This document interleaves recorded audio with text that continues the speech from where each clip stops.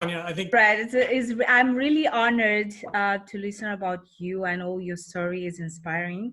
I'm an African woman from Portuguese-speaking countries. And I do feel that we don't have an entrepreneurship ecosystem, because this is the challenge that we really have.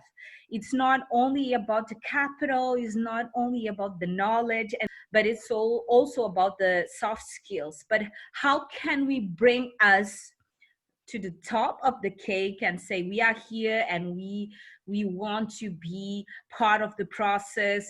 What we have to do as emergent economists?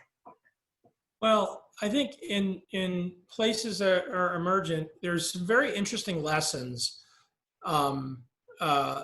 The first to recognize is that in the first book that I wrote, the Startup Communities book, I came up with something called the Boulder Thesis that has 4 principles for building a startup community. And the key of those 4 principles, I'll just quickly dash through them. The first is that the leaders have to be entrepreneurs. The second is that you have to take a long-term view, at least 20 years. This stuff takes a long time. The third is you have to be inclusive of anyone who wants to engage. And the fourth is that you have to have activities and events that engage people in entrepreneurship.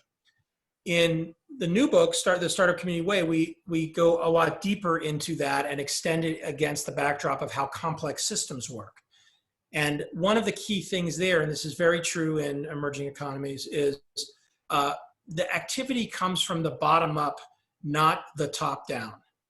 And the challenge for so many things, and it's one of the challenges when we're talking about the entrepreneurial ecosystem and the feeders, university, government, organizations to help entrepreneurship, they are very used to organizing things from the top down. And entrepreneurs are very much about starting something where nothing existed and then building from there.